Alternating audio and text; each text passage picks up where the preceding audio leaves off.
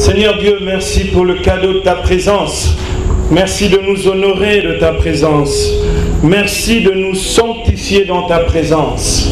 Merci pour ta parole qui est esprit et vie, qu'elle vienne libérer le Saint-Esprit au milieu de nous et que cette parole vienne nous vivifier, qu'elle vienne édifier en nous l'homme intérieur, qu'elle vienne transformer notre mentalité, qu'elle nous fasse penser comme Dieu pense, qu'elle nous fasse choisir comme Dieu choisit, qu'elle nous fasse voir tes œuvres encore en ce jour, parce que nous croyons réellement, Seigneur, que lorsque tu dis quelque chose, cette chose s'accomplit, parce que tu es le Dieu qui réalise tout ce qu'il dit, et nous croyons dans ce que tu veux faire au milieu de nous en ce jour. Nos vies sont à toi, nos cœurs sont à toi, nos pensées sont à toi. Ce temps, nous te le consacrons, comme nous te consacrons nos cœurs et nos vies, et tout le peuple dit Amen. Bien-aimés, nous continuons donc à méditer la parole de Dieu. Nous lisons, comme vous le savez déjà depuis un moment, le chapitre 6 de la lettre aux Éphésiens, le verset 10 au verset 18, sur le combat spirituel qui fait partie de la vie chrétienne. Et comme nous allons le découvrir pendant tout ce cycle sur le combat spirituel, il ne consiste pas seulement à chasser les démons, il consiste surtout d'abord à marcher fidèlement avec le Seigneur. Est-ce qu'un chrétien dit Amen à ça? Ce soir, nous allons aborder une nouvelle thématique après avoir vu la démonologie ou le discernement des esprits la dernière fois. Ce soir, nous allons aborder une nouvelle thématique, c'est la ceinture de la vérité, que nous retrouvons dans la lettre aux Éphésiens, au chapitre 6, verset 14a, la première partie du verset 14. La ceinture de la vérité. Nous lisons ici dans Éphésiens 6, 13 à 14. Nous lisons ce que dit l'apôtre Paul.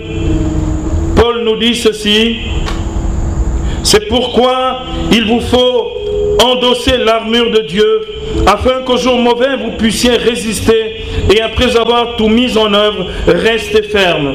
Tenez-vous donc debout avec la vérité pour ceinture. Est-ce qu'un chrétien dit la vérité pour ceinture? La vérité pour ceinture. Bien aimé, dans le combat spirituel, il faut que nous sachions comment nous positionner dans le Christ. Mais ce positionnement-là, c'est cette stature debout dont nous parle l'apôtre Paul. L'apôtre dit que nous devons nous tenir debout avec la vérité pour ceinture. En fait, la parole de Dieu nous dit: celui qui veut marcher debout, qui veut être dans la position debout, non pas courbé, non pas écrasé, mais celui qui veut être debout, c'est-à-dire celui qui veut être ferme dans ses positions en Jésus-Christ, il doit avoir la vérité pour ceinture. Il y a des chrétiens dans le coin ici. Nous devons nous tenir donc debout avec la vérité pour ceinture, parce qu'au jour mauvais, nous devons tenir ferme dit l'Écriture.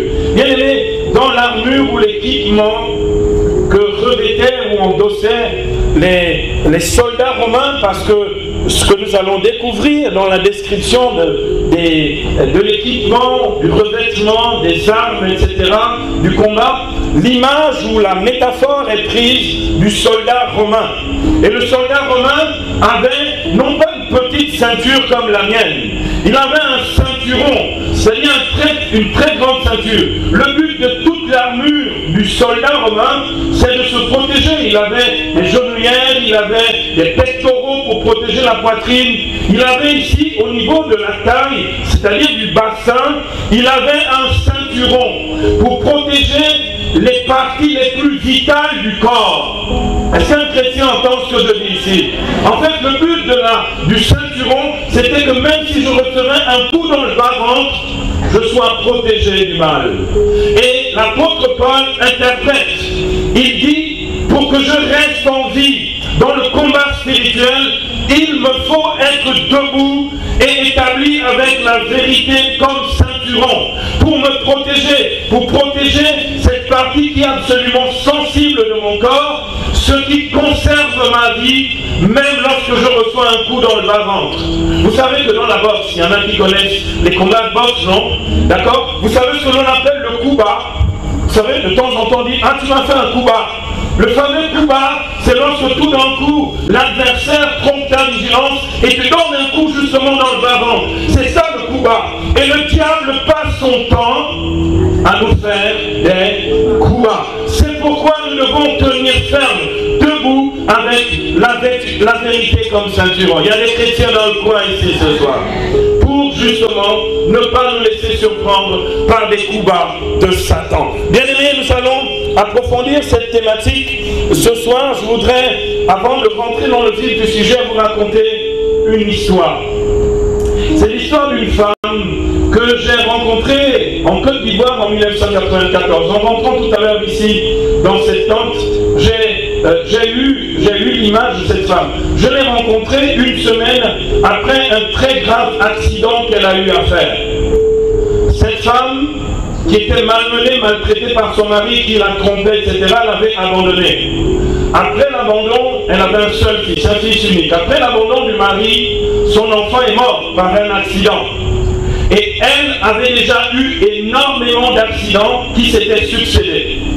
Et là, elle a failli vraiment trépasser à travers donc, le dernier accident qu'elle a eu, qui était un accident, elle a fait plusieurs tonneaux. Son corps a été complètement calciné. Quand je l'ai vu, son corps brûlé, calciné, mais complètement détruit en fait. Le visage complètement tuméfié, partout, des blessures, vraiment le corps complètement haché. Le diable en avait après cette femme. En fait, c'était une personne dont la vie avait été consacrée, programmée pour être un sacrifice vivant. Et ils ont tenté de la tuer, je ne sais pas combien de fois, mais ils n'y sont pas arrivés. Et bien aimé, pourquoi? Parce que on avait décrété que sa vie ne devait pas dépasser un certain âge et que de toute manière, c'était un crime. Ce qui était prévu pour elle, c'était un crime rituel. Mais depuis qu'elle est enfant, Dieu lui fait la grâce d'échapper à ses ennemis. Il y a des chrétiens dans le coin. Il y a des gens ici parmi nous qui sont comme ça pour chasser en permanence. Et ça va s'arrêter ce soir au nom de Jésus. Parce que ce que vous allez voir par rapport à la vérité, ce qui contrarie et qui brise les plans de Dieu dans notre vie, c'est justement le mensonge du diable, et c'est la vérité qui défait ce mensonge du diable. Ce que l'on appelle le mensonge du diable, bien aimé, ce qu'on appelle aussi des programmations démoniaques. D'accord? Lorsque tu as été programmé, ça veut dire qu'il y a eu un mensonge qui a été édicté sur ta vie. Et il y avait un mensonge édicté sur la vie de cette femme, c'est qu'elle n'allait pas dépasser l'âge de 20 ans et qu'elle devait mourir de toutes les manières. Cette femme que j'avais rencontrée, elle avait dépassé la quarantaine. Elle avait eu énormément de revers et de souffrances dans sa vie. On a failli la tuer des quantités de fois. Quand je l'ai vue une semaine après, elle sortait à peine de l'hôpital, elle était en convalescence. Je lui ai dit, le diable a menti sur ta vie au nom de Jésus. Pourquoi, bien aimé? Les programmations démoniaques nous font croire que nous allons échouer notre vie, que nous n'avons pas d'avenir, que nous ne pouvons pas réussir dans tel ou tel domaine. Les programmations font en sorte que, en fait, de toute manière, tout est cuit pour nous. Et bien aimé, je vais vous dire une chose. C'est Dieu qui décide sur nos vies, ce ne sont pas les programmateurs. Il y a des chrétiens dans le coin ici. Le diable peut dire tout ce qu'il veut toute la journée. Et bien aimé, je vais vous dire une chose ce soir. Porter le ceinturon de la vérité a un but, c'est de nous défaire définitivement de toutes les proclamations qu'il y a sur nos vies. Il y a des chrétiens dans le coin? Bien aimé, je pense que ce soir, ce que Dieu veut nous enseigner est quelque chose de tellement capital qui nous fait échapper au statut de victime du diable. Quand on est possesseur de la vérité, une fois que j'ai eu à dire à cette femme, tu vois, le diable ment sur ta vie et désormais ça va cesser, cette dame a décidé que désormais Elle n'aurait plus peur des gens qui avaient décrété ou qui avaient programmé qu'elle allait mourir, qu'elle n'allait pas réussir sa vie. Le fait qu'elle avait perdu son mari donnait l'impression que c'était tout foutu pour elle. Le fait que son enfant était mort, pour elle, c'était que la suivante, c'était elle, vu qu'elle avait déjà fait de nombreux accidents, etc., etc. Bien aimé, regardez certains événements de notre vie, de votre vie, qui donnent l'impression, en fait, que tout est écrit, que le sort est scellé, que désormais c'est terminé. Vous, de toute manière, vous n'allez pas y arriver, parce que le diable a programmé et a décrété que c'était fini. Bien aimé, regardez tout ça. Et reconsidérez les choses ce soir. Reconsidérez-les dans le Seigneur et dans la vérité de sa parole. Parce que une fois que tu as revêtu le ceinturon de la vérité, le mensonge du diable, les programmations sataniques et démoniaques n'ont plus d'emprise sur ta vie. Parce que de toutes les manières, comme il est lâche et fourbe, il n'a d'approche que justement ces coups bas qu'il fait, parce qu'il n'est pas capable de nous affronter en face. Bien aimés, nous avons besoin de ce revêtement spirituel de la vérité. Nous allons voir donc 2 points. Excusez-moi, mais la vie de cette femme a été complètement transformée. Son corps a été complètement nettoyé, comme un corps de nouveau-né. Lorsque les plaques qui étaient sur son corps sont pas...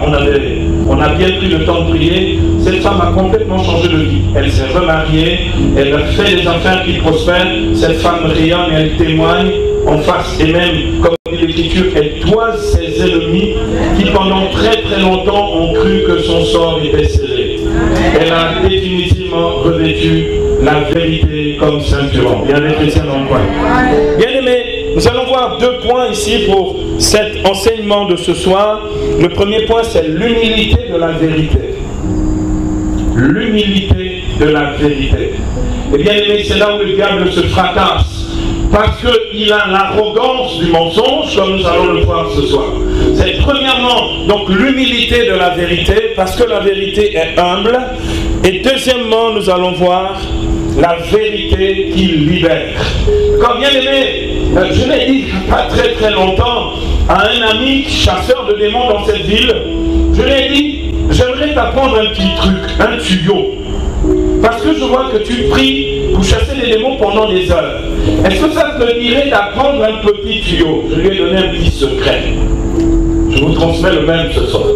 D'accord? Je lui ai dit, essaye de faire comme quand je suis trop fatigué pour chasser les démons, je fais. Je prends la Bible, l'infesté est devant moi, je m'assieds et je lis les Écritures. Je lis la Bible. Lui, de condition divine, ne retint pas jalousement le rang qu'il égalait à Dieu. Mais il s'anéantit lui-même, prenant la condition de serviteur, devenant semblable aux hommes, à son aspect reconnu pour un homme. Il s'humilia plus encore, obéissant jusqu'à la mort, et à la mort de la croix. C'est pourquoi Dieu l'a souverainement élevé et lui a donné le nom qui est au-dessus de tout nom. Je dis, Satan entend son nom, c'est Jésus de Nazareth. Afin qu'au nom de Jésus, tout genou fléchisse, au ciel, sur terre et aux enfers, et que toute langue proclame que Jésus-Christ est Seigneur à la gloire de Dieu le Père. Satan proclame qu'il est Seigneur et dégage de cet endroit. Bien aimé, je vais vous dire une chose. Tu lis les Écritures, les démons s'en vont. Est-ce qu'un chrétien entend ce que je veux dire? Bien aimé, Jésus n'a pas eu besoin de dire Satan dégage dans le désert. Jésus a juste cité les Écritures. Il ne résiste pas en face de la vérité. Il y a des chrétiens dans le coin. Nous avons besoin de ce revêtement. Alors, voyons le premier point à présent, l'humilité de la vérité. L'humilité de la vérité. Bien aimé, la Bible dit, dans l'Évangile selon Saint Jean, au chapitre 8, verset 44, la parole de Dieu déclare que c'est Jésus qui, affrontant les pharisiens et les juifs de son temps, leur dit, vous êtes du diable, votre père est le diable, et il est menteur et père du mensonge, homicide depuis les origines. Votre père est le diable, dit le Seigneur, à des gens qui sont des croyants, à des gens qui en fait adorent Dieu, à des gens qui célèbrent le Seigneur, qui chantent ses louanges, qui font partie d'un peuple saint, un peuple consacré. Dieu dit, votre père c'est le diable. père, c'est le diable. Et on peut se dire, mais pourquoi Jésus dit à les croyants, c'est comme s'il débarquait dans votre paroisse le dimanche matin et il dit à tout le monde, mais les gars, votre père c'est le diable. Alors, bien sûr, on chasserait Jésus de la paroisse, on sait comment ça se finit, d'accord? On l'enverrait en exil. Donc, votre père c'est le diable. Mais pourquoi Jésus dit ça? Jésus dit ça parce que, en fait, les croyants écoutent plus volontiers le diable que la vérité de Dieu. Le diable est père du mensonge. Votre père est le diable. C'est curieux que Jésus dise ça à des gens qui ont la foi. Simplement parce qu'on est plus prompt à écouter les mensonges de Satan que la vérité de la parole de Dieu. Démonstration. Bien aimé, si quelqu'un, un ganga, un charlatan, ou même dans vos familles, les gens qui ont tout le temps des rêves sur vous, viennent vous dire, tu sais, j'ai rêvé de toi, que vraiment, d'ici 3-4 jours, tu auras un problème, il y a quelqu'un qui va mourir dans ta famille. Bien aimé, regardez l'attitude. On a abordé ça dès le premier cours. D'accord, vous vous souvenez? Dès le premier cours sur la superstition qui consiste en deux choses, fabriquer la suspicion et la peur. D'accord? Bien aimé, qu'est-ce qui se passe à ce moment-là? J'oublie que la parole de Dieu a déclaré pour moi, la parole de Dieu a déclaré pour moi. C'est Jésus qui dit dans Jean au chapitre 11, verset 25, celui qui croit en moi, même s'il meurt, vivra.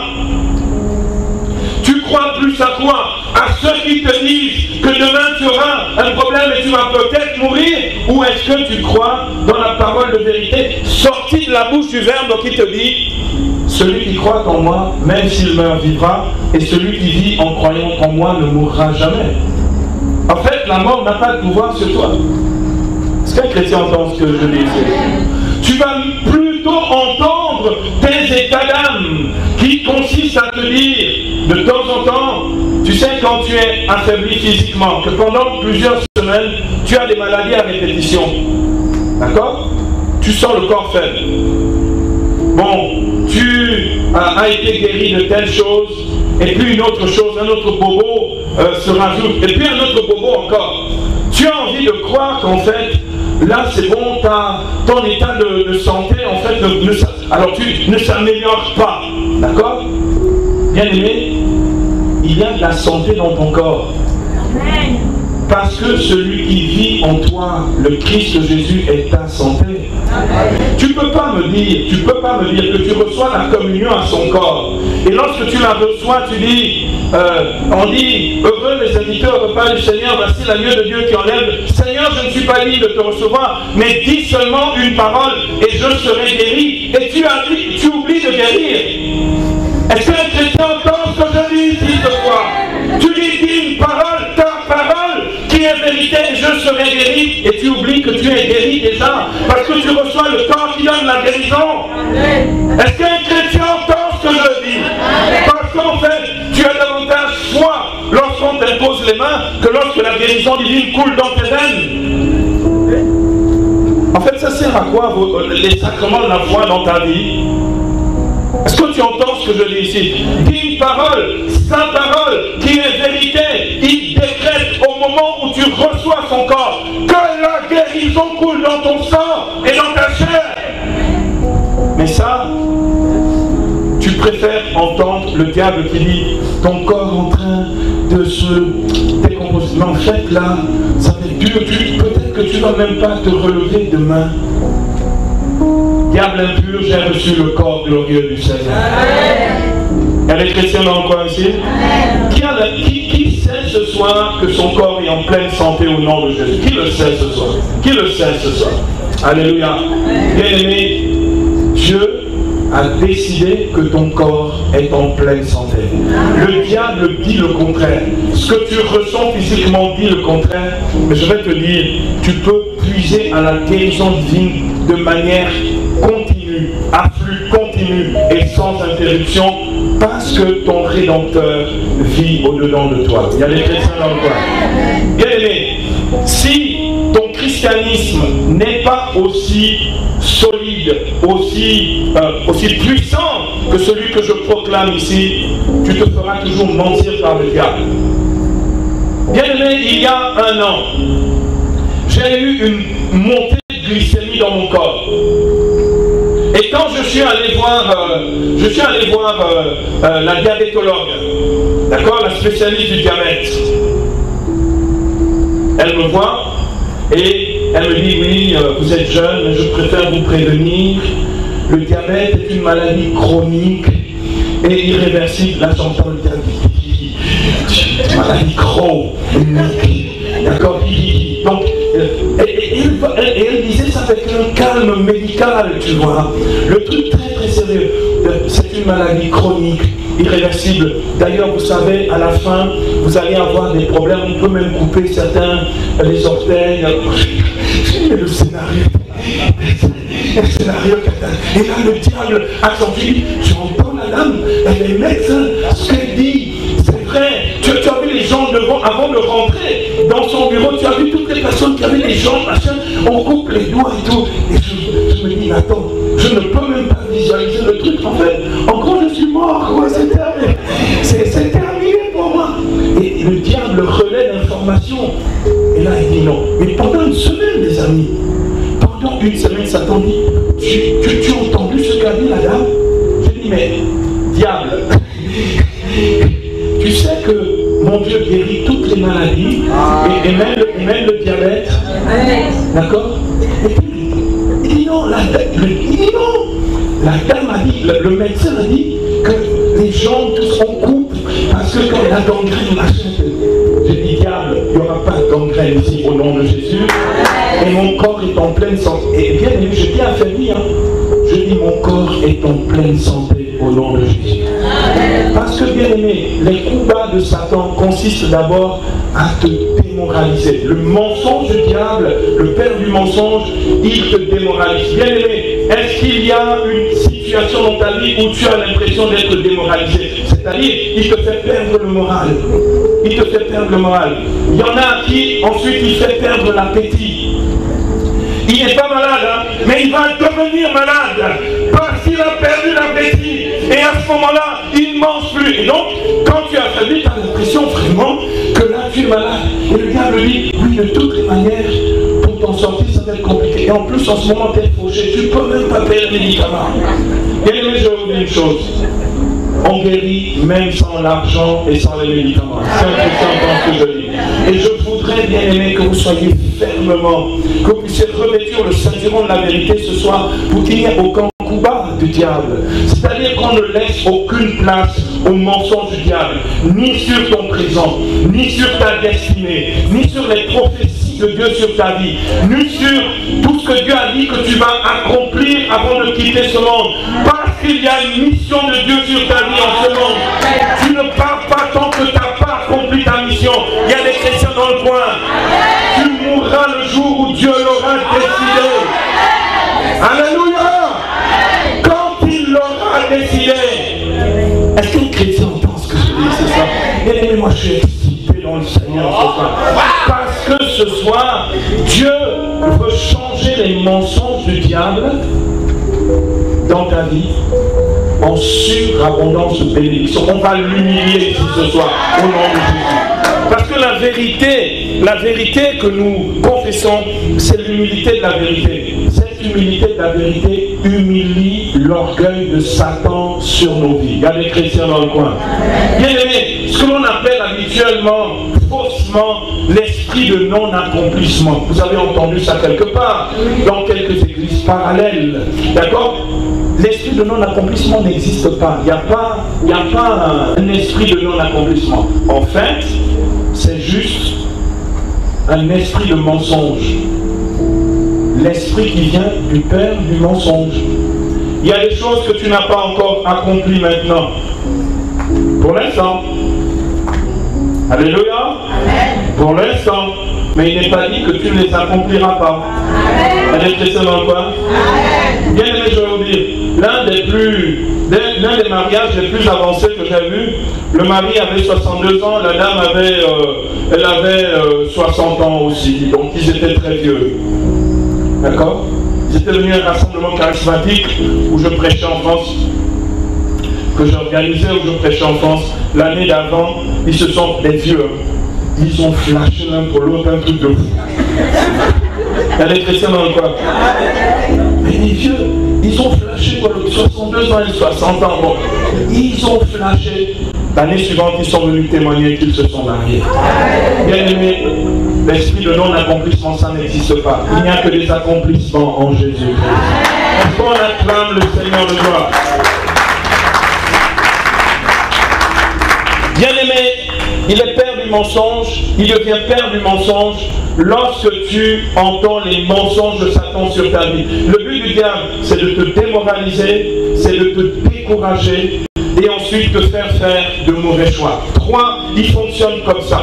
Il te démoralise, il te décourage et ensuite il te fait faire les mauvais choix. Il te démoralise, il te décourage. C'est-à-dire qu'il fait s'installer la démoralisation pendant un temps assez long pour qu'ensuite, affaibli spirituellement, il puisse frapper. Et que là, c'est un coup bas. C'est-à-dire une fois de plus, c'est le mensonge qui va triompher sur ta vie. Et quand tu vas t'en rendre compte, des fois, tu auras perdu beaucoup de temps dans ta vie, simplement parce que tu as laissé place au mensonge de Satan. Bien aimé, je vais parler maintenant de manière très solennelle. Je vais dire quelque chose de très solennel maintenant. Bien aimé, je prépare de temps en temps des gens au mariage et je leur donne 5 piliers, 5 choses essentielles pour que le mariage tienne. En fait, pour que le mariage tienne en face des mensonges de Satan. Il y en a qui pensent qu'il suffit de se marier et ensuite ça marchera tout seul. Non, ça ne marche pas comme ça parce que le diable n'aime pas le mariage. Il est diabolos. Il est diabolos. Il est diviseur. Tout ce qu'il peut diviser, alors que l'Écriture déclare fermement. C'est le Seigneur qui le dit dans Matthieu chapitre 19, verset 6. Désormais, ils ne sont plus deux, mais une seule chair. Désormais que personne ne sépare ce que Dieu a uni, le diable dit, moi je vais tenter. D'accord? De séparer ce que Dieu a uni.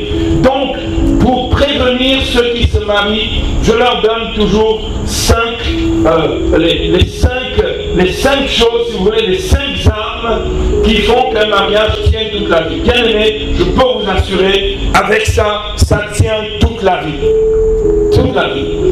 Vous voulez les 5 piliers, je vois qu'il y en a qui me regardent attentivement, et je peux marier tout ça. Les 5 choses qui font tenir. Première chose, bien aimé, c'est l'arme la plus redoutable contre Satan. La première chose, c'est la transparence. C'est le ceinturon de la vérité. La transparence, je ne vais pas dire que vous allez être transparent, mais la transparence, d'accord? La transparence, en fait, consiste à dire la vérité à son conjoint ou à sa conjointe. Jean chapitre 8, verset 32, d'accord? La vérité qui libère.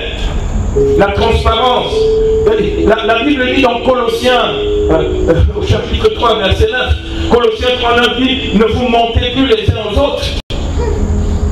La Bible dit, cessez de faire ça. Est-ce qu'un chrétien entend ce que je dis ici? Parce que sinon, le diable devient ton père. Lorsque Jésus dit aux pharisiens, le diable est votre père, c'est en fait, cessez de vous mentir les uns aux autres et de vous faire mentir par Satan sur votre vie. D'accord? Bien aimé, le premier pilier, c'est la transparence. Je vais revenir là-dessus. Le deuxième pilier, c'est la réconciliation. C'est la réconciliation. Le troisième pilier, pour que ça tienne, c'est la prière.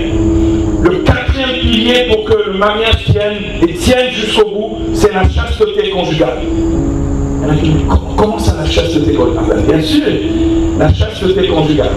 La Bible, c'est l'apôtre Paul le dit, il donne un encouragement dans 1 Corinthiens chapitre 7, verset 4. L'apôtre dit ceci, ne vous refusez pas l'un à l'autre. Sauf d'un commun accord pour la prière. Mais comme vous le savez, les sœurs en Christ qui sont ici font beaucoup de travail spirituel. Donc, elles se refusent beaucoup à leur mari. Le problème, c'est que c'est unilatéral. C'est pas d'un commun accord pour vaquer à la prière. Mais quand vous vaquez à la prière, il faut vaquer tous les deux à la prière. Quand vous faites le travail spirituel, là, pour pas que l'autre s'accable, il faut le faire en même temps. Il y a des chrétiens dans le coin ici. Et donc, bien aimé, l'apôtre donc dit, la chasteté conjugale consiste non pas dans l'abstinence sexuelle, mais dans la consommation sexuelle. J'ai dit consommation. Et consommation. Il y a des chrétiens dans le coin. En sourit à la consommation, s'il vous plaît. Donc, bien aimé, en fait, quand il y en a qui se servent du sexe comme une arme dans la vie conjugale, je vais te punir, tu vas voir. Oui, tu punis ton mari. En fait, le diable n'attend que ça, parce que comme ça, il peut être infidèle.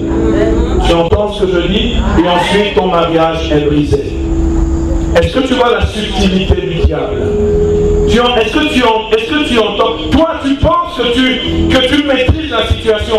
D'ailleurs, je veux bien lui montrer que... montre, tu verras.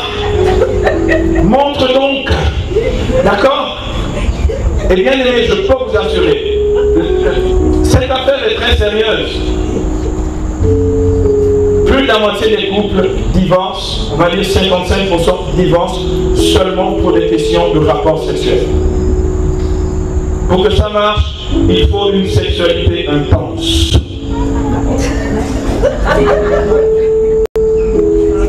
Mais en fait, je vous comprends pas dans le fond. Vous dites, on ne vous dit pas. D'accord?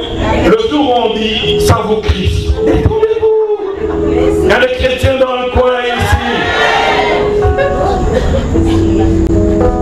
La vérité pour ceinturon.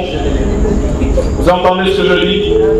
Bien aimé, le cinquième pilier qui fait tenir, c'est cultiver l'être amoureux toute la vie.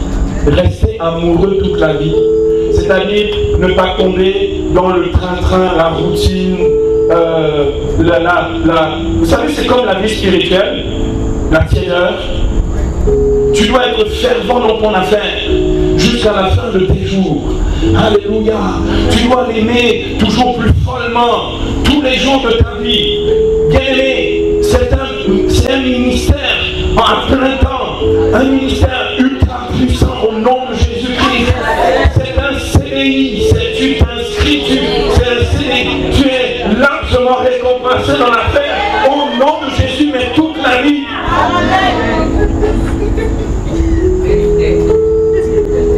Bien aimé, si je ne vous dis pas ça, vous allez plus entendre ce que le monde dit. Et par rapport à la sexualité, le monde condamne les chrétiens. D'accord? Vous vous dites chrétien, mais regardez ce que vous faites, etc. Et les chrétiens sont très crispés par rapport à ça. Un des mensonges du diable, le diable ment dans l'église, il ment sur deux choses. Il ment sur la sexualité et il ment sur l'argent. Est-ce que quelqu'un entend ce que je dis ici? Bien aimé, Dieu veut que nous ayons des sexualités épanouies. Est-ce que quelqu'un dit épanoui avec moi? Dieu veut que nous ayons des sexualités apaisées. Est-ce que quelqu'un dit avec moi apaisé? Que tu sois célibataire, dans ton célibat, ça doit être épanoui et apaisé. Quand tu es marié, ça doit pareillement l'être, épanoui et apaisé. Est-ce qu'un chrétien entend ce que je dis ici?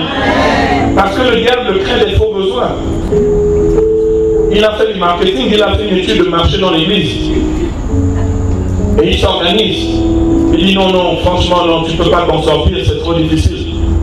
Puis regarde, bon, quand même, tu as quand même fait des efforts depuis 2 ans. Tu ne peux pas continuer à supporter comme ça devient dur.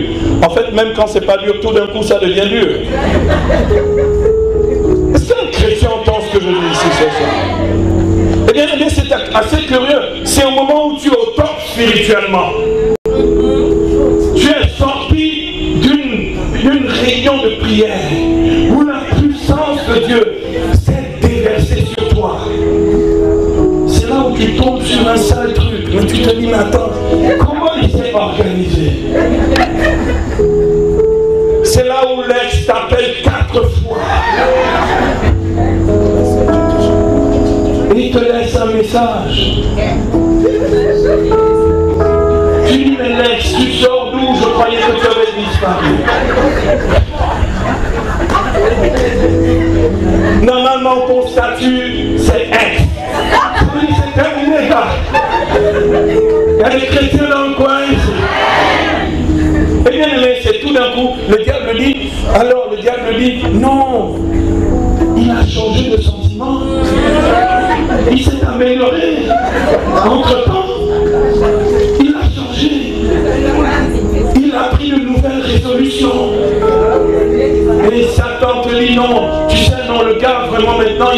marche droit, il s'est rangé tout, il a même changé sa garde-robe, les costumes et tout. Il a des nouvelles choses, tout ça. Il parle plus fort comme avant et tout. Il a abandonné toutes les copines. Mais je ne crois qu'à moitié au truc. Elle est restée dans le coin ici. Bien aimé, c'est curieux. Le diable apparaît tout d'un coup au moment où tu es complètement rempli du Saint-Esprit. Au moment où tu sors d'une retraite spirituelle. Au moment où tu as pris une décision capitale pour le Seigneur. Au moment où tu t'es positionné là, il vient t'embrouiller. Et bien aimé, il crée tellement quelque chose de vraisemblable. Ça paraît tellement vrai que ça peut te profiter. C'est là où tu dis, au moment où il me dit le truc, je sens qu'en moi les sentiments sont en train de monter. Bizarrement, j'ai au-dedans de moi une espèce de rébellion contre Dieu qui commence à venir. Mais la rébellion, je dis oui, le Seigneur, tu comprends, tu m'as dit qu'il faut que j'attende et tout ça, que je marche dans tes voies, que je suive d'abord les enseignements et tout, que je patiente. Mais Seigneur, mais quand même, tu vois, c'est long, ça. Tu sens la rébellion qui vient. Tu dis, mais pourquoi j'étais docile au Saint-Esprit dans l'assemblée, la gloire de Dieu m'a visité. Pourquoi la rébellion vient dans mon cœur? C'est l'orgueil du mensonge. Un chrétien entend ce que je dis ici? Bien aimé, j'ai déjà raconté ici un jour une histoire. Ça marche dans les tentations de la chair, mais ça marche aussi dans les tentations de nature spirituelle. Un jour, Saint Bernard, qui vivait au XIIe siècle, un grand prédicateur de la foi, Saint Bernard est en prière, il est en oraison. Et là, Saint Bernard a une apparition de Jésus dans la lumière. Il voit Jésus face à lui. Il dit, mais attends, mais c'est le truc qui arrive au saint. Normalement, quand tu as un saint, tu vois Jésus. Il dit, oh, donc je suis un saint. Tout d'un coup, Saint Bernard sent dans son cœur de la vanité. Un sentiment d'orgueil qui monte. Il dit, mais c'est bizarre. Et là, le Saint-Esprit lui dit, demande-lui de montrer les plaies de ses mains. Il dit, Jésus, vraiment, je n'ai pas envie de t'offenser. Mais si c'est vraiment toi, montre-moi les marques des clous dans tes mains, celles que tu as montrées à Thomas. L'image a disparu. C'était le diable. Elle est chrétienne dans quoi? Bien aimé, j'en connais plein qui prophétisent avec une arrogance et un orgueil assez incroyable. Je te dis, voilà un qui s'est fait avoir par les mensonges de Satan. Il y a des chrétiens dans le coin ici. Les tentations marchent du point de vue de la chair. Et la chair, c'est pas que la sexualité, c'est toutes les œuvres de la chair. Toutes les œuvres de la chair dont parle Galates, chapitre 5, verset 19 à 21. D'accord? Scission, rivalité, orgueil, envie, jalousie, déraison, etc., etc. Les œuvres de la chair. Les œuvres de la chair. Et bien aimé, ça vient du diable. Et ça crée ces deux sentiments où, bien aimé, dans votre cœur, vous commencez à sentir cette espèce de vanité, de sentiment d'arrogance et d'orgueil. D'accord? Et vous vous faites complètement, en fait, avoir, parce que du coup, ou de la rébellion contre Dieu. Parce que tout d'un coup, vous vous opposez à l'humilité de la vérité. La Bible dit dans l'épître de Jacques, au chapitre 4, versets 6 à 7. Jacques 4, 6 à 7. La parole déclare ici, Dieu résiste aux orgueilleux, mais il donne sa grâce aux humbles. Soumettez-vous donc à Dieu, résistez au diable et il fuira loin de vous. Bien-aimés, la vérité de la parole de Dieu nous garde dans l'humilité. La vérité de la parole de Dieu résiste aux mensonges du diable. La vérité de la parole de Dieu maintient nos cœurs dans l'obéissance. D'accord? Qui fait qu'on ne se rebelle pas et maintient nos cœurs dans l'humilité contre laquelle le diable n'a pas de pouvoir sur nous. Il y a des chrétiens dans le coin. Bien aimés, je vais vous dire, je vais passer au deuxième point, je vais vous dire une chose que vous devez retenir et garder toute votre vie. Beaucoup de nos défaites dans le combat spirituel ne sont liées qu'à cette seule chose-là, à l'orgueil. Beaucoup de nos défaites sur le plan spirituel sont liées à l'orgueil. Tu donnes un conseil à quelqu'un, tu dis, écoute, fais attention, ne continue pas de faire cette chose-là. Même si tu le fais pour le Seigneur, là, tu vas finir par te faire avoir. Il dit, non, moi, j'ai l'habitude de le faire, je fais toujours comme ça. De toutes les manières, je sais faire. Tu as réussi 2 fois. La 3e fois, quand tu te casses la gueule, c'est pour toujours. Arrête de fréquenter cette jeune fille. Elle est super, elle est bien. Elle vient écouter la parole de Dieu avec toi. Quand elle vient écouter la parole de Dieu, tu sens que tu fais une œuvre pour le Seigneur. C'est très très bien. Mais petit gars, le problème c'est que toi, tu n'as pas vu que la go poursuit un double objectif. Et le diable a un 3e objectif. C'est en fait de faire en sorte qu'au départ, tu lui donnes Dieu. Et ensuite, elle te donne son corps. Et le diable ruine ta vie. Tu entends ce que je dis ici? Amen. Donc le but, c'est pas de ne pas aider les gens. C'est que dans certaines circonstances, il y a des gens qui font mieux que tu puisses les envoyer chez quelqu'un d'autre. Est-ce qu'un chrétien entend ce que je dis ici? Je bénis Dieu de m'avoir donné beaucoup de filles spirituelles. Et je rends grâce à Dieu pour mes filles. C'est un vrai bouclier autour de moi. Lorsque quelques dames essaient de s'avancer, elles se fracassent. Bien aimé, je vais vous expliquer, il y a certaines personnes qui viennent me demander de l'aide. J'ai envie de les aider, mais je vois que l'attitude des personnes commence à devenir malsaine ou déplacée. Je vois qu'elles ont un réel besoin spirituel. Vous savez ce que je fais dans ce cas-là? Je les refile à l'une de mes filles.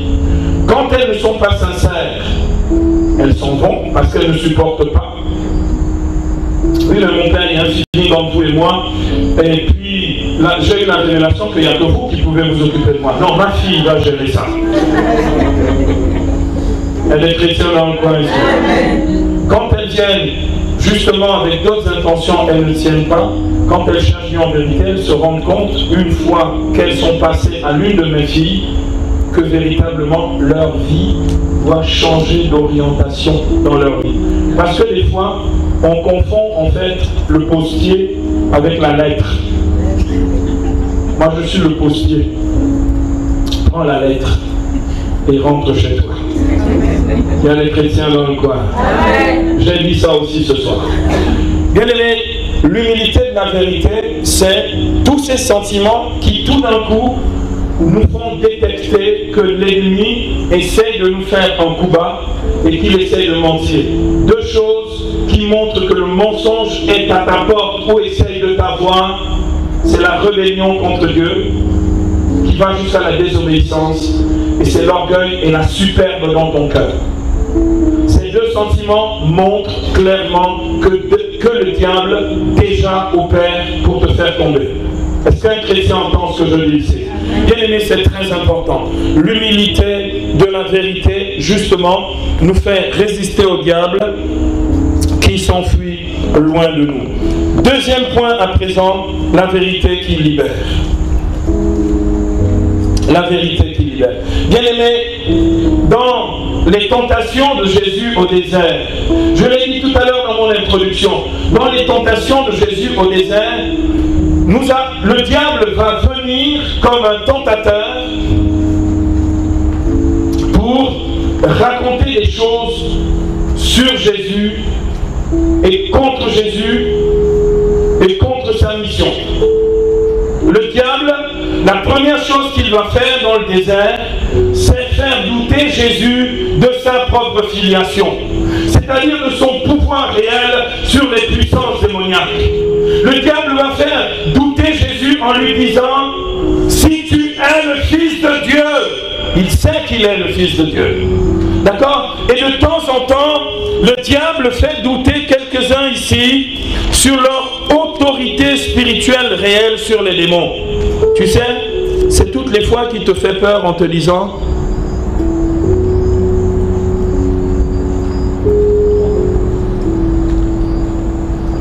Bien aimé, c'est toutes les fois que l'ennemi, quand il s'approche de vous, vous fait voir les côtés faibles de votre vie. Vos péchés récurrents, vos sales habitudes, les choses qui ne sont pas encore totalement converties dans ta vie, etc. Le diable, quand il le fait, il envoie, il projette, il fait une grande projection, d'accord, sur un écran géant de tous tes péchés, des choses qui ne sont pas converties dans ta vie, etc. Il te dit, mais tu ne peux pas me vaincre, tu n'es qu'un pauvre pécheur.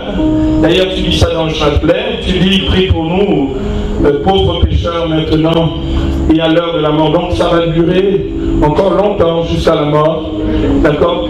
Et donc, le diable te dit, en fait, il te ment sur l'autorité réelle que tu as sur lui. Bien aimé, je vais vous dire une chose, vous le savez, Éphésiens 6:10 nous a dit très très clairement depuis le début, l'apôtre Paul nous a dit depuis le début que nous avons été puissamment armés de la puissance de Dieu. Ça veut dire que notre autorité est un acquis. Le diable le sait.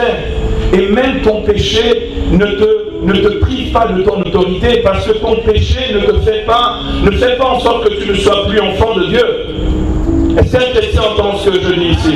Bien aimé, lorsque le diable te montre ton péché, dis-lui clairement, oui diable, moi je veux me confesser, je vais demander pardon à Dieu pour mon péché.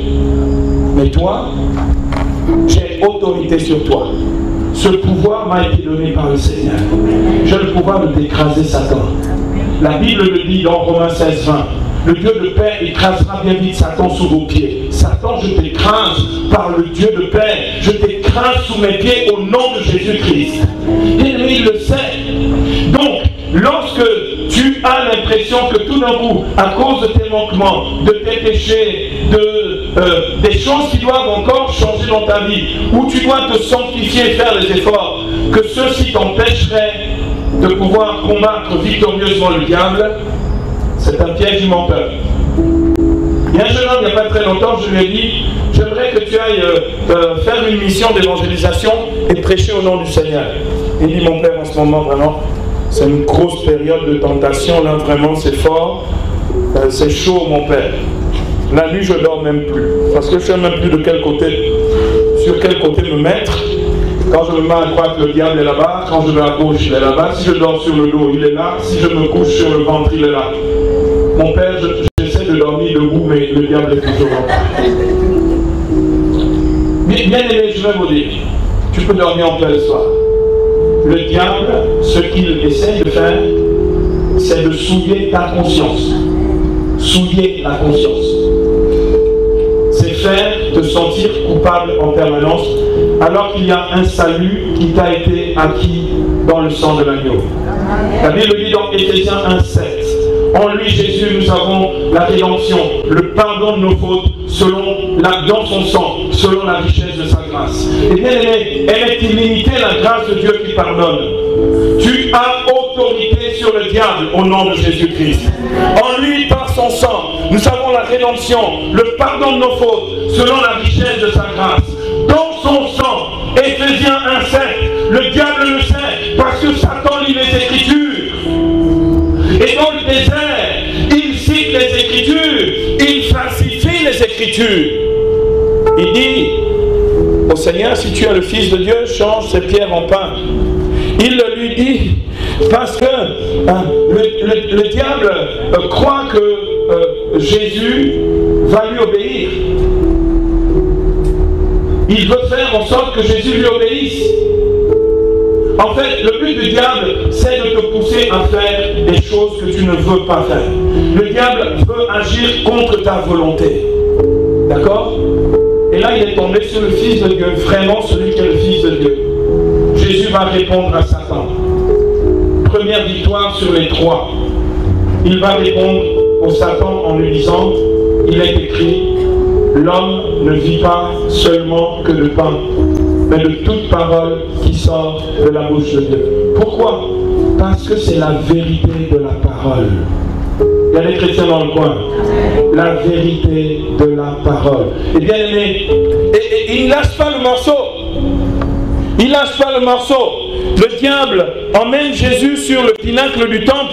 Il l'emmène sur le pinacle du temple. Et là, et il lui dit, en fait, fais-toi voir. Prouve que tu es le Messie. Le diable, en fait, ce qu'il fait, c'est qu'il veut compromettre la mission de Jésus en le faisant. Jésus aurait pu faire, je ne sais pas moi, comme Spider-Man ou comme Batman, et aller se mettre sur le sommet du temple et dire, regardez, scribes, pharisiens, et vous les Sadducéens, les Hérodiens, c'est moi le Messie d'Israël. Ça aurait servi à quoi? Ça aurait servi à quoi? Parce qu'il lui dit, parce qu'il est écrit qu'il a donné, il cite les Écritures, il cite le psaume 95, il a donné pour toi ordre à ses anges pour que ton pied ne heurte pas la pierre. Jésus lui dit, il est écrit, et à chaque fois Jésus dit, il est écrit, tu ne tenteras pas le Seigneur ton Dieu. En fait, Jésus dit, regarde, le Seigneur ici c'est moi. Il y a des chrétiens dans le coin. Le Seigneur qui a autorité. Jésus-Christ, dit Philippiens 11, Jésus-Christ est Seigneur à la gloire de Dieu le Père. Il est écrit, tu ne tenteras pas le Seigneur ton Dieu. Tu ne peux pas, toi Satan, tenter moi qui suis le Seigneur ton Dieu. Est-ce qu'un chrétien entend ce que je dis ici? Amen. Et bien aimé, juste en citant les Écritures, après le diable utilise une dernière ruse. Il dit, je te donnerai tous les royaumes de la terre avec leur gloire si tu te prosternes devant moi et m'adores. Le diable, hein, il dit, écoute, je te donne la facilité, si tu veux la gloire, je te la donne. Mais est-ce que Jésus a besoin de la gloire? Est-ce qu'il a besoin de la gloire? Je te donnerai tous les royaumes de Dieu avec leur gloire si tu te prosternes devant moi et m'adores. Est-ce que Jésus a besoin de la gloire du diable?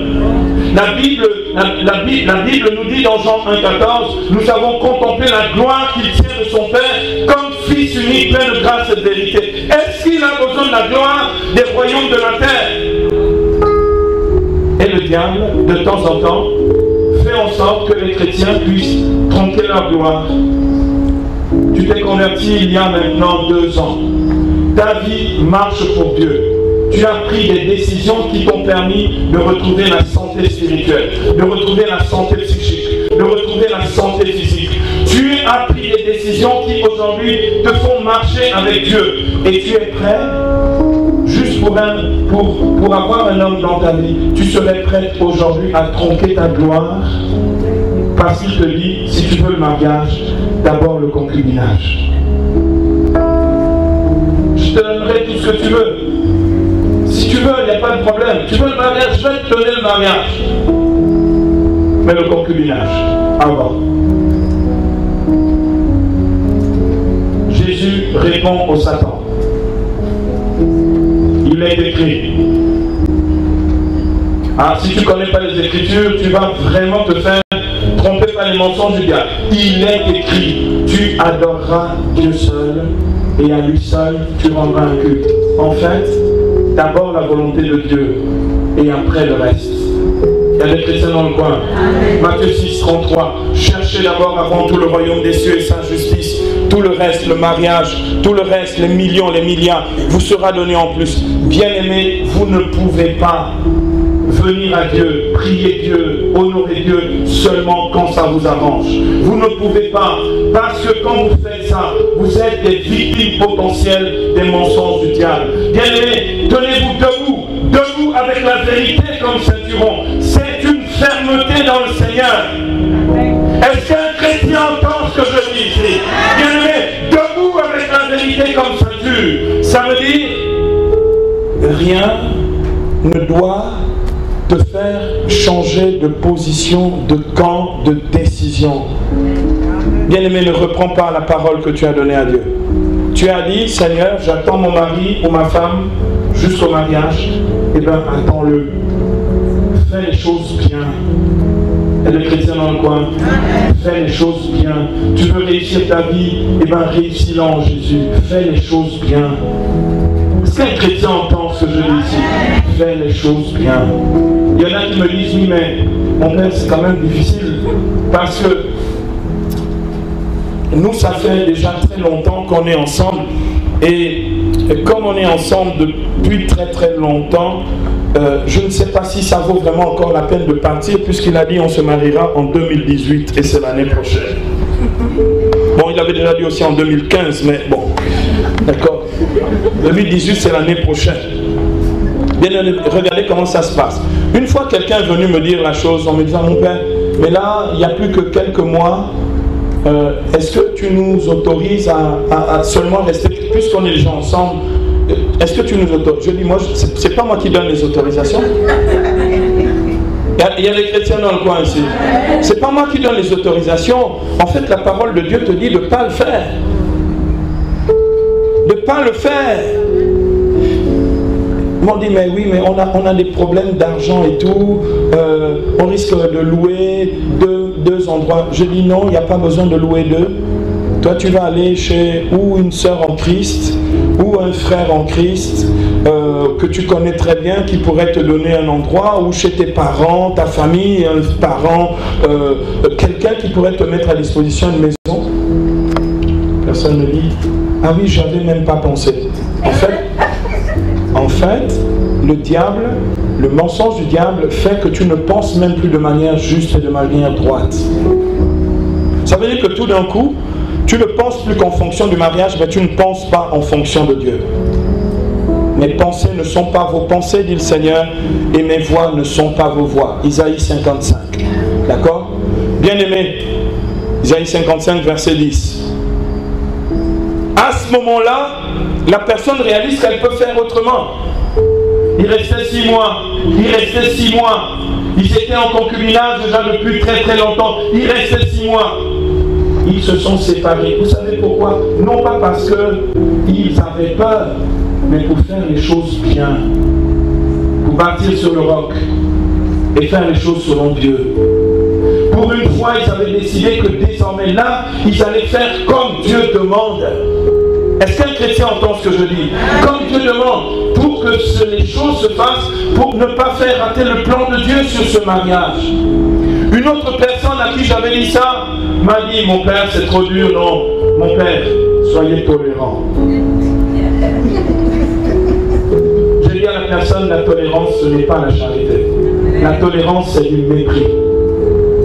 Je méprise ta capacité à honorer Dieu et à le glorifier par ta vie. Et je ne peux pas te mépriser au nom de Jésus. Elle est chrétienne dans le coin ici. Et une troisième personne, eux, ça faisait déjà un bon bail qu'ils étaient ensemble. Ça faisait longtemps.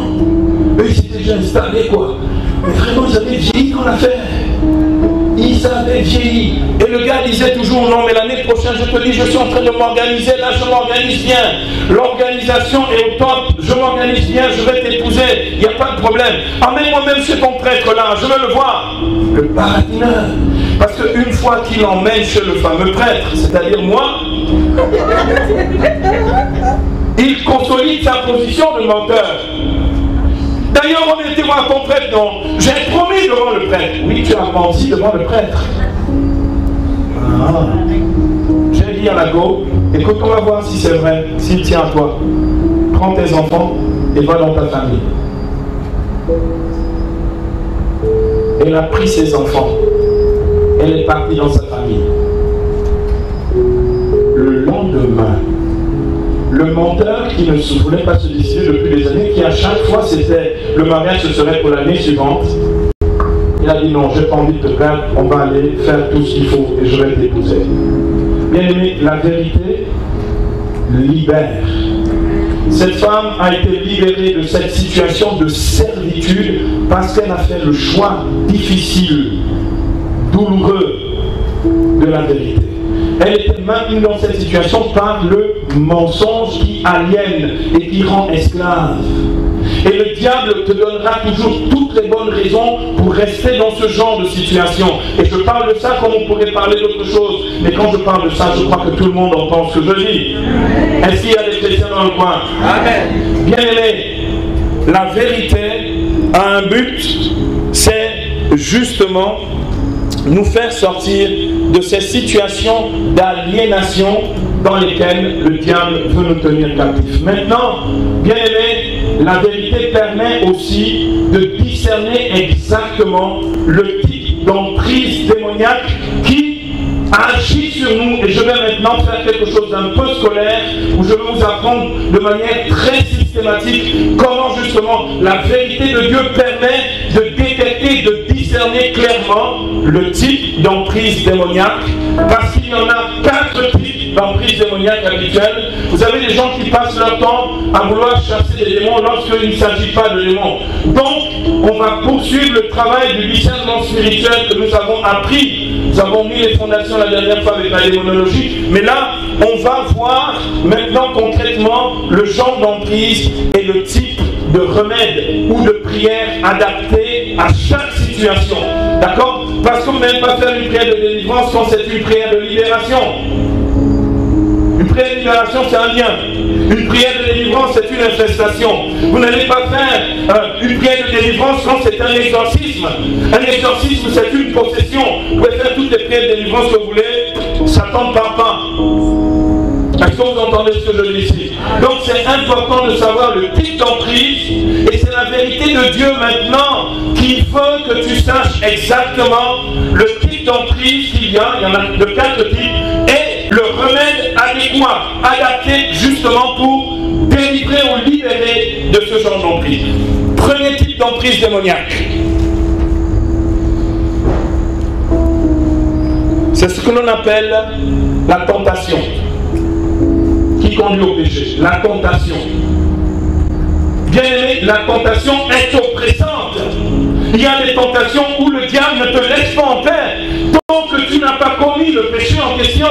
Quelqu'un, il n'y a pas très très longtemps, il me rappelait quelque chose que j'avais dit, il m'a dit, mais il n'y a pas un type un jour qui, pour se moquer de toi, a dit, la meilleure manière de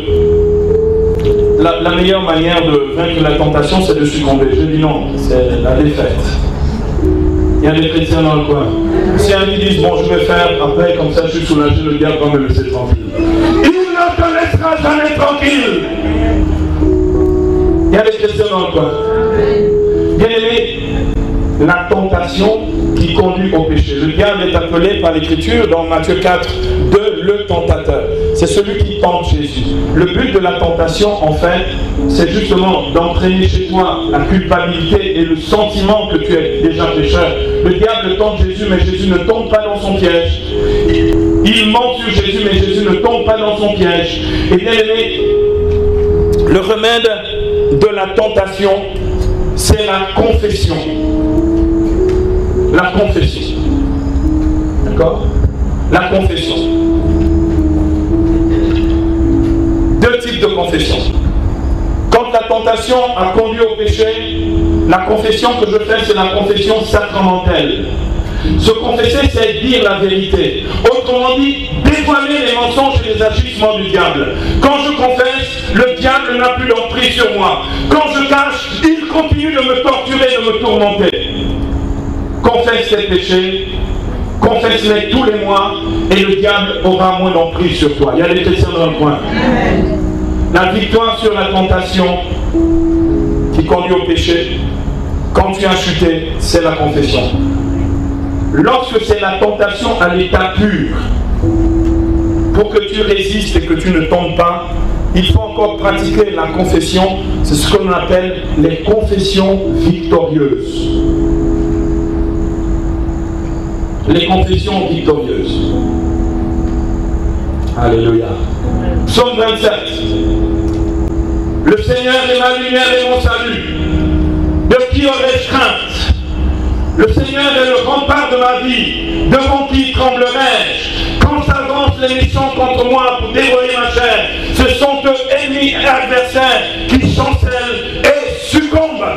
Il faut le dire à Satan, et il s'enfuira loin de toi. Confesse la parole avec autorité, et la tentation cessera d'oppresser ta vie. Il y a des chrétiens dans le coin. Le remède à cette première emprise, la première, d'accord, qui est la tentation, c'est la confession. Ensuite, deuxième emprise, ce sont les liens. Les liens. Les liens. Les liens sont de 2 types. Ce sont les liens de l'idolâtrie et ce sont les liens du vice. Ceux qui n'écrivent pas, je ne sais pas comment vous faites pour retenir tout ce que je dis là. Vous êtes forts, hein, les gars. Vous êtes puissants. D'accord? Les liens de l'idolâtrie et les liens du vice. C'est quoi les liens d'idolâtrie? Toute initiation. Toute initiation. Tout fétiche. D'accord? D'ailleurs, les fétiches, c'est des choses que l'on garde. Ce sont des liens. D'accord? Tout fétiche. Donc le fétichisme. D'accord? Les liens de l'idolâtrie, ce sont les pratiques ancestrales. Certains liens d'idolâtrie sont simplement liés à ce que l'on appelle des dons généalogiques, des dons que l'on a reçus par transmission généalogique qui vous tiennent liés aux liens d'idolâtrie. Par exemple, des dons de voyance, la médiumnité, des gens qui passent, regardez, tous ceux qui passent leur temps à avoir des rêves divinatoires, à rêver qu'on va les tuer, les poursuivre, les machins. C'est des liens, c'est des liens. Oh, mais mon père, j'ai vu encore. Oui, t'es lié. Mais mon père, on m'a averti. Oui, mais lié quand même. Est-ce qu'un chrétien entend ce que je dis? Les liens d'idolâtrie sont toutes ces pratiques païennes qui vous tiennent liés aux idoles. D'accord? Les liens d'idolâtrie, ce sont aussi les totems familiaux. D'accord? Les liens d'idolâtrie, les totems familiaux. Et les liens d'idolâtrie, bien aimés, c'est aussi tout ce qui, dans les pratiques familiales, vous font encore vivre dans la superstition et la peur par rapport à certaines choses. Ce lien, c'est le lien de la peur dans l'idolâtrie qui vous tient. Vous avez des choses que vous ne faites pas, on vous a interdit. On en a parlé dès le premier cours. On vous a interdit que si tu fais ça, si tu manges tel animal, si tu fais tel truc, il t'arrivera telle chose. C'est un lien de l'idolâtrie. C'est des liens. Il faut couper ces liens et se débarrasser de ces choses définitivement. Il y a des chrétiens dans le coin. Ensuite, il y a les liens du vice. Les liens du vice sur lesquels agit le diable. D'accord? Les liens du vice. Tu peux être lié à l'alcool, c'est-à-dire que l'alcool en soi n'a rien de problématique, mais ça devient le lieu où le diable te tient lié au vice. Parce que les addictions deviennent pour toi un lieu d'affaiblissement spirituel pour que tu sois lié au vice. Les liens du vice, ça peut être l'alcool, ça peut être le tabac, ça peut être la pornographie, ça peut être toutes sortes de vices dans ta vie. La nourriture, la gloutonnerie est un lien du vice. Il détruit ta santé et le diable est homicide depuis les origines. Le but, c'est de détruire ta santé, que tu ne te sentes pas bien dans ton corps. C'est un lien du vice. Tu as besoin pour t'en sortir, pas seulement de faire un régime, tu as besoin d'une prière de libération.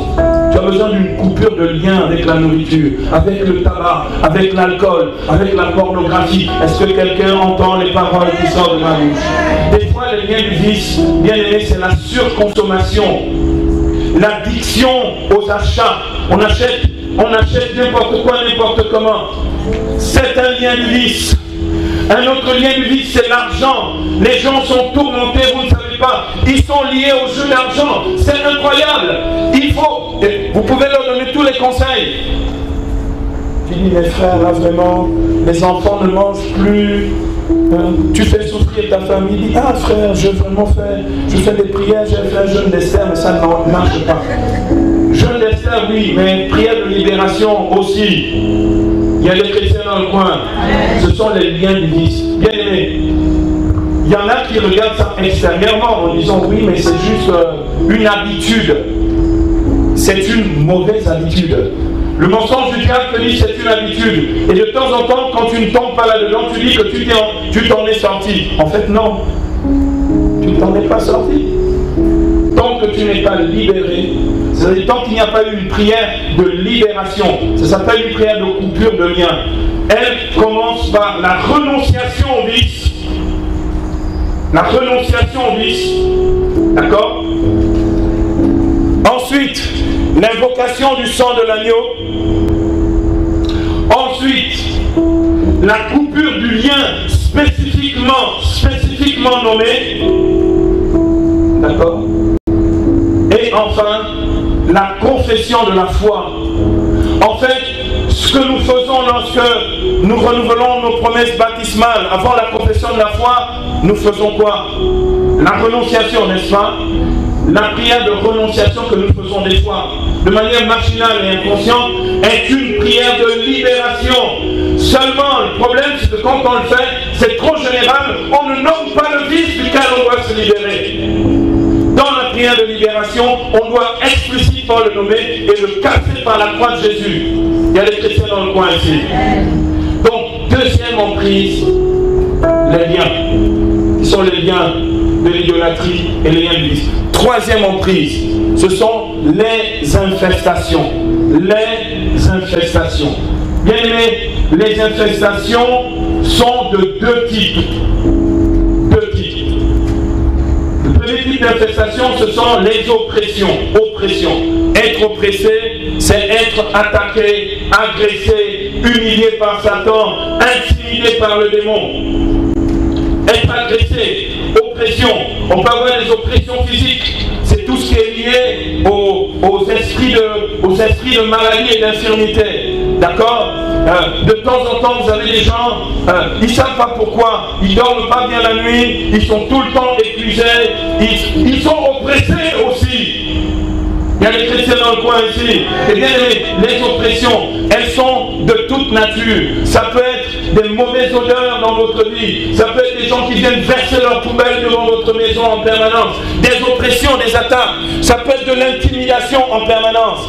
Ça peut être des menaces de toutes sortes. Menaces de mort. Les oppressions viennent de manière générale de la sorcellerie. De la sorcellerie. La sorcellerie familiale. D'accord? Des consécrations familiales dans la sorcellerie. D'accord? Ces oppressions sont aussi tout ce qu'il y a dans le domaine, ce qu'on appelle les fusils nocturnes. D'accord? Lorsqu'on te jette un fusil nocturne, en fait, c'est une oppression démoniaque, c'est une attaque, une violence qui est faite sur toi. D'accord? C'est une oppression. D'accord?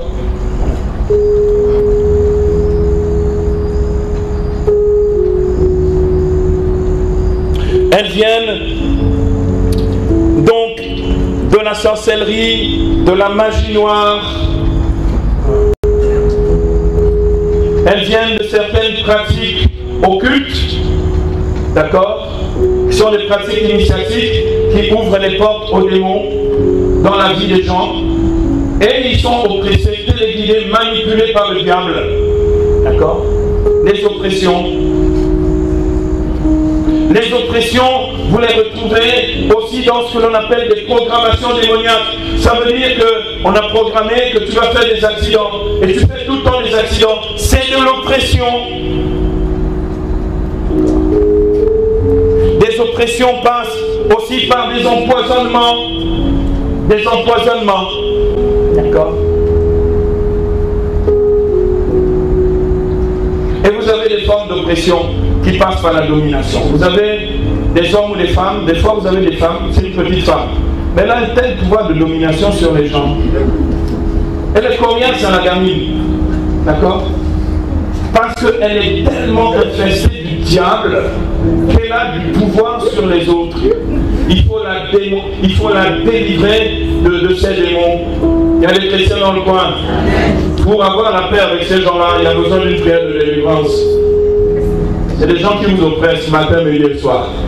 Même quand tu entends seulement la voix au téléphone, tu es déjà oppressé. D'accord? Des oppressions. Bien aimé, je pourrais allonger la liste, mais vous voyez, c'est tout ce qui est autour, donc, des attaques. Alors, bien aimé, toutes les attaques ne sont pas démoniaques. Je ne sais pas comment vous dire ça. Parce que vraiment, notre milieu est devenu vraiment un milieu très très mélangé. Tu as un peu la grippe, ah, on m'a annoncé un fusil nocturne. Tu as mal de tête, ah, c'est le fusil nocturne. Non. C'est pas le fusil nocturne. Et ensuite, bien aimé, vous avez les oppressions et vous avez les obsessions. Les obsessions. C'est quoi les obsessions? C'est tout ce qui vous tourmente du dedans, de l'intérieur. Vous êtes obsédé par quelque chose. D'accord? Les obsessions adviennent souvent pour beaucoup de personnes dans les cas de ce que l'on appelle des envoûtements. Les envoûtements. Tu es tellement obsédé que même si tu ne veux pas voir la personne, tu es obsédé, tu dois la voir. Quand tu es envoûté, tu es téléguidé, tu es manipulé. C'est démoniaque. D'accord? Vous les avez aussi dans ce que l'on appelle donc les esprits incubes et succubes. Les esprits incubes, ce sont ce que moi j'appelle les maris ou les mariages totémiques. D'accord? Où on a programmé qu'un esprit devait vous épouser. On appelle ça mari de nuit et femme de nuit. Mais ça ne se passe pas que la nuit. Arrêtez de dire ça. D'accord? Ce sont des obsessions. Dans les obsessions, vous avez aussi les esprits de mort. Vous savez, les gens, ils sont obsédés par la mort. Ils sont tout le temps attirés dans leur tête. Ils sont tellement obsédés qu'ils passent leur temps à essayer de savoir comment ils vont se suicider. C'est une obsession, c'est une emprise maléfique, démoniaque.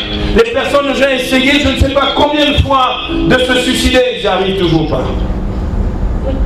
Et le diable essaie de leur donner de plus en plus les méthodes. Le menteur va dire, si tu veux que ça évite, je vais te montrer la voie la plus rapide.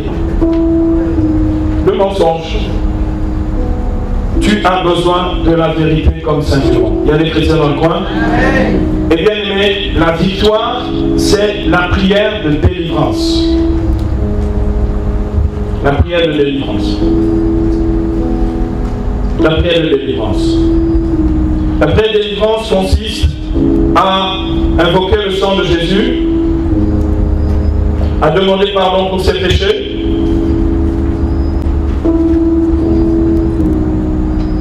à renoncer à Satan et à ses œuvres, et à ses séductions, à renoncer au type d'esprit qui a été discerné et identifié, qui exerce son pouvoir sur la personne, faire en sorte que la personne répète après vous, je renonce à l'esprit de mort par exemple, je renonce à l'esprit de mort au nom de Jésus, je renonce à l'esprit de mort. Ça va résister parce que c'est à ce moment-là où l'esprit de mort dit, moi je ne veux pas partir.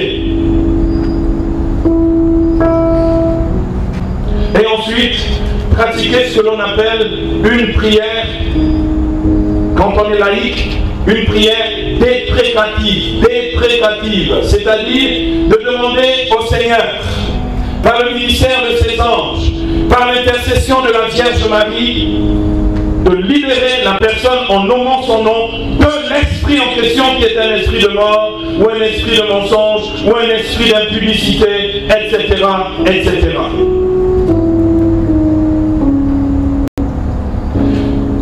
La prière déprécative, c'est la prière d'autorité qui consiste, quand on est laïque, de demander au Seigneur Jésus lui-même, par son nom et son autorité, par l'intercession de la Vierge Marie et le ministère de ses anges, de libérer la personne en question de l'esprit en question qui l'oppresse ou l'obsède.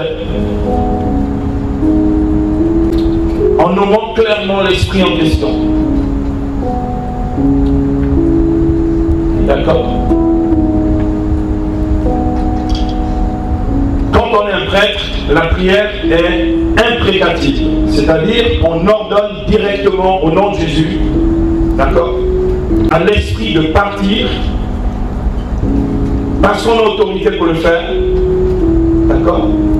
Et ensuite, en demandant au Seigneur que l'esprit ne revienne jamais pour hanter, tourmenter, oppresser, intimider, angoisser la vie de la personne, en fermant toutes les portes de l'ennemi. Toutes les portes.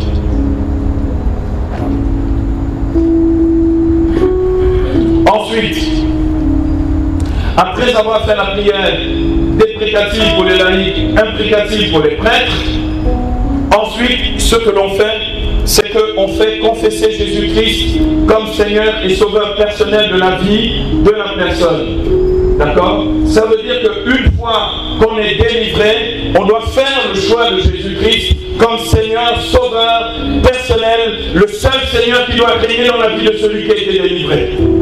D'accord? Vous pouvez, parce que vous avez des prières de délivrance, on fait la prière de délivrance et on met qui à la place? Vous entendez ce que je dis? On doit donc demander à la Seigneurie de Jésus de s'établir fermement dans la vie de la personne. Ensuite, on évoque le Saint-Esprit et on demande au Seigneur de libérer l'effusion du Saint-Esprit sur la vie de la personne pour qu'elle se transforme et qu'elle marche selon Dieu. La prière de délivrance se conclut par la consécration de la vie de la personne à la Vierge Marie comme mère et protectrice. Mais vous êtes rendu compte depuis que je parle que ce n'est pas exactement ce que vous faites. Vous êtes suspect. Vous faites courir en fait des risques aux gens. Quand on fait ça en amateur, quand on fait ça sans être précis, on fait du tort aux gens. Vous entendez ce que je dis ici? On fait du tort aux gens. Donc c'était troisième type d'emprise. J'ai presque terminé. Dernier type d'emprise, c'est la possession. La possession démoniaque. On est possédé du diable de deux manières, pour deux raisons. Deux choses font que l'on fait que les personnes sont possédées par Satan.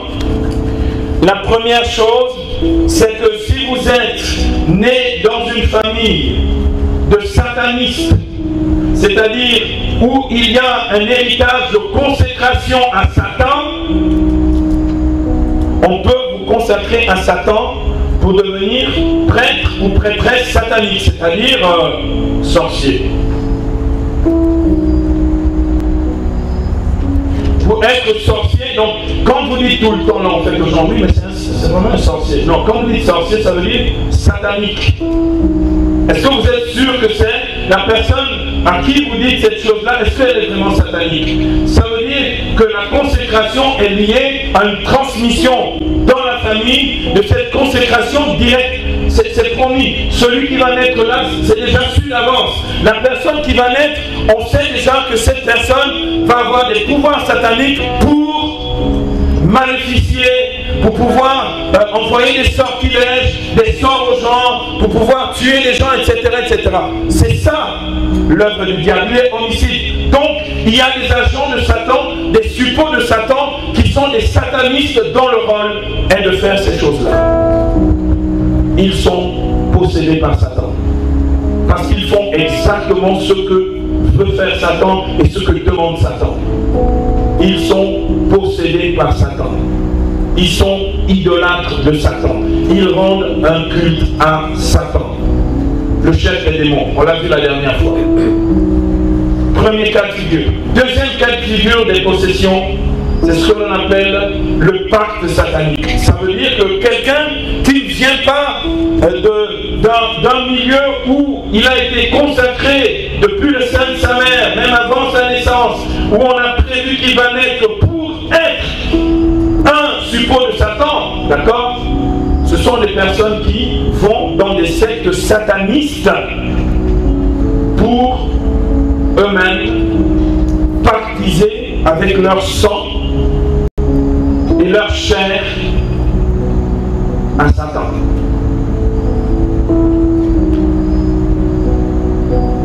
Ces gens, vous pouvez prier toute la journée si vous voulez. Vous pouvez faire le jeûne d'Esther. C'est bien de faire le jeûne d'Esther. D'accord? Ça ne part pas. Il faut le pouvoir apostolique, le pouvoir des apôtres.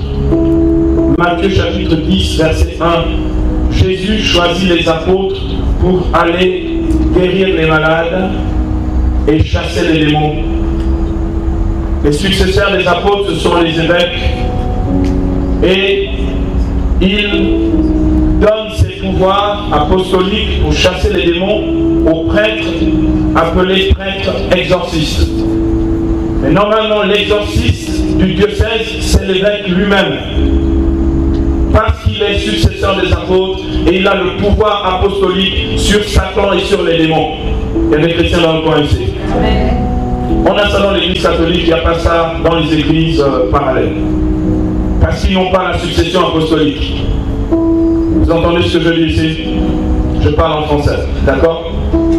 Bien aimé, j'aimerais quand même, juste pour votre instruction, pour que vous soyez bien enseignés, pour que mon enseignement soit complet, quels sont les signes extérieurs, si vous voulez, les signes cliniques qui montrent que la personne est possédée du diable? 3 signes cliniques, ou signes extérieurs. Il y en a 3.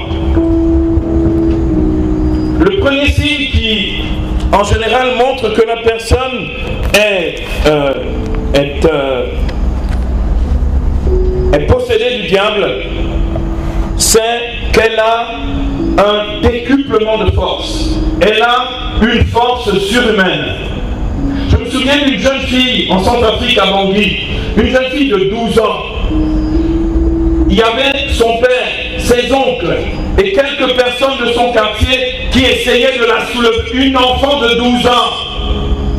Ils essayaient de la soulever, ils ne pouvaient pas. Même le caillou a menti. Elle était possédée. On me l'a emmenée, je dis les gars, vraiment, ce cas-là, ce genre de choses. Moi j'étais que séminaire, je dis ce genre de choses, il faut qu'on l'emmène chez l'exorciste diocésain. Il y a des chrétiens dans le coin. Mais j'ai une surprise. J'ai dit ça et au moment où elle était complètement en furie, on ne pouvait rien faire. J'ai vu un moment qu'elle s'était complètement affaiblie. J'ai dit, allez, on profite. Au moins c'est affaibli. Où elle n'avait plus cette fureur, cette rage. On l'a ramassée. Je dis, on l'emmène rapidement à la chapelle. On l'emmène à la chapelle. On l'a déposée devant le Saint-Sacrement. Je dis, immobilisez-la devant le Saint-Sacrement. Là, c'était un combat d'une violence comme je n'ai jamais vu. En fait, on n'a pas eu cette fois-là besoin de l'exorciste. Jésus-Christ de Nazareth lui-même s'en est occupé. Elle est chrétienne dans le coin? Amen. Je suis désolé, il n'y a pas le Saint-Sacrement dans les églises parallèles, il y a ça chez moi et ça marche. Il y a des chrétiens dans le coin. Ok. Donc certains cas de possession, le Christ s'en occupe lui-même, mais de manière ordinaire, il a donné le pouvoir à l'Église pour chasser Satan et les démons. Il y a des chrétiens dans le coin? Bien aimé, donc, premier cas de figure, donc une force surhumaine. Deuxième signe clinique, c'est que les personnes possédées parlent des langues bizarres qui ressemblent au parler en langue, à la glossolalie. Ils parlent comme s'ils parlaient en langue. Mais quand il dit ça, ça te glace le dos. Tu sens que c'est différent avec quand Boulou se met à prier en langue dans le Saint-Esprit. D'accord? Ça te glace le dos. En fait, ça crée un climat de terreur. Dès qu'il ça crée un climat de terreur dans l'endroit. Ça vous fait peur et vous voulez vous barrer et partir en courant. Mais c'est à ce moment-là qu'il faut rester debout avec la vérité pour s'assurer. Normalement, c'est à ce moment-là qu'on commence à lire les psaumes. Parce que l'exorcisme commence par la lecture des psaumes de victoire. Et vous affaiblissez l'ennemi avant de frapper. Il y a des chrétiens dans le coin ici. La vérité pour ceinture. Bien aimé, donc, il parle des langues mystérieuses qui ressemblent au parler en langue. Et troisième et dernier cas de figure, ils ont tout d'un coup, spontanément, la connaissance et la révélation des choses cachées. Si la nuit dernière, tu as fait des choses qui n'étaient pas très clean, il l'étale au grand jour. C'est pourquoi on demande à l'exorciste lui-même de se sanctifier grandement parce que tout peut sortir. Il y a des chrétiens dans le monde. Est-ce qu'il y a des chrétiens? C'est pourquoi quand on propose, là, lorsque l'évêque propose, et qui veut être exorciste, les gars disent, bon, mon Seigneur, vois le voisin, c'est ça. Des chrétiens dans le coin ici. Bien aimé, c'est très important de connaître ces choses. Votre culture doit le savoir. Parce que vous allez des fois tomber sur ce genre de cas. Vous voulez faire une prière de délivrance alors qu'en fait, on n'est pas dans le cas d'une infestation, mais plutôt dans le cas d'une possession. Il y a des chrétiens dans le coin? Bien aimé, voilà, je voulais partager avec vous ces choses. Tenons ferme dans la vérité. Disons la vérité. Pratiquons la vérité, manifestons la vérité et faisons en sorte que désormais le diable ne mente plus sur nos vies. Au nom de Jésus, on acclame le Seigneur.